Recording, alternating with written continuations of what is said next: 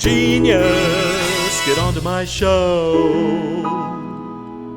That's just we're just not a music culture that way It's anymore. true, but before I forget, what you said also about the whole Plato thing and the concept of music. Yeah. Okay. So here's an interesting thing that I discovered in reverse about forgetting notation, because I have this sort of I have a very love-hate relationship with the writing down of music now, because as technology came out, and also because I'm a jazz player, so I always love the sound, and I love working by ear and trusting that versus like laboriously sort of mapping something Does out that on a have piece to of do paper. with your improvisation? I'm sure it does, yeah, because you're not constrained by what's I have on an the paper. improvisatory mind, and Right. so when technology came about and we had the ability to literally improvise into the computer and to really let sound guide the creative process as opposed to sitting in front of a piece of paper. Look at the math, yeah. I loved that, because to me that's really where music lives. That's where it all lives. I mean, that's how it came out. Long before it was written down, it lived as sound. So for me, even now, I mean, although a lot of the music that I do has to eventually be notated, I always feel like when I'm putting it back down on paper, it's like I'm retranslating the idea and the feeling. It feels like such an imperfect process to put it down into notation. Right.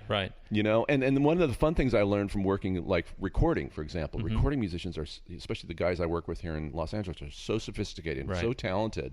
I actually learned very early on not to give them too much information on the page. Like, they actually did better, and I got better first performances and better interpretations often when I didn't tell them how to phrase it, how to articulate it. Obviously, basic things like dynamics, and if there's a phrase that really has a specific type of slurring, I'll give that to them.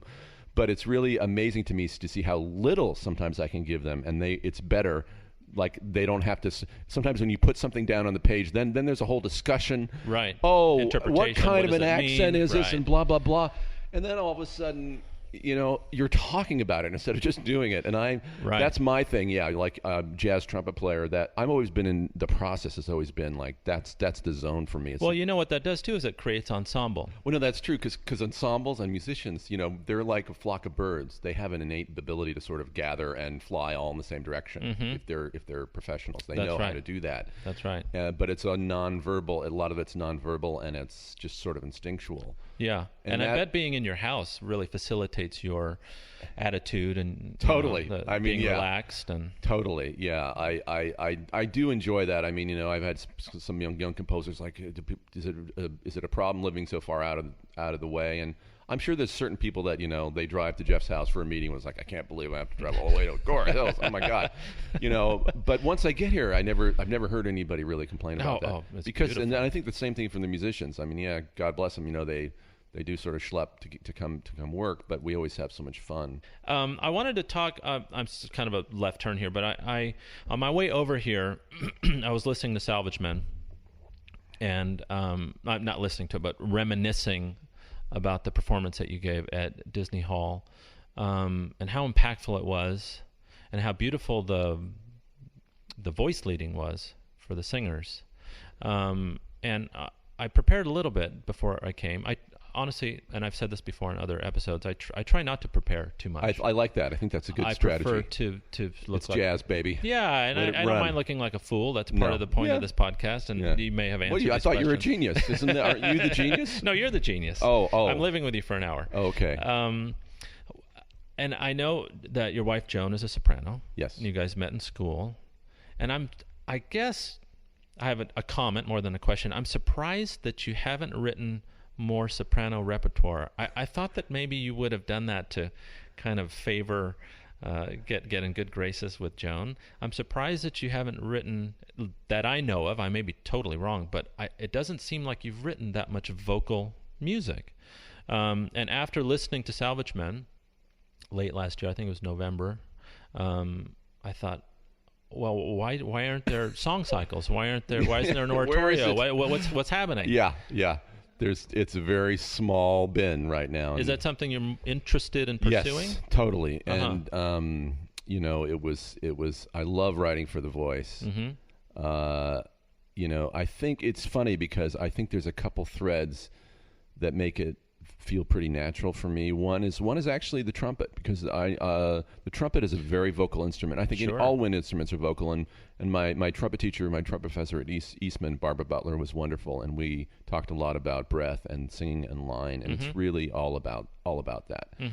And I also, in my day job, write a ton for strings, and I always feel like the string orchestra is really a stand-in for a choir. I mean, all instruments are really stand-ins for the human voice, but the trumpet in particular, where you know your lips really form the vocal folds. Yeah, and exactly. They vibrate, and and the bell is moving. It's exactly air the same. is moving. The only thing is the valves. That's the only thing that's different, really. It's really true. Yeah. You know, I mean, I would say the trombone is probably the closest brass instrument to the voice in the way that it produces sound.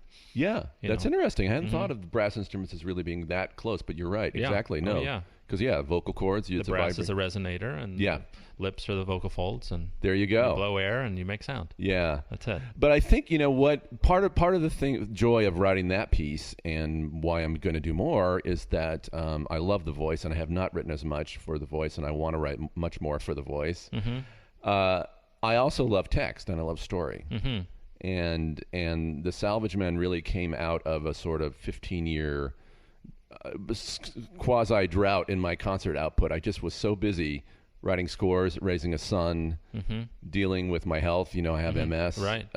So that was a new information 9 years ago. So that sucks a little bit out of every day.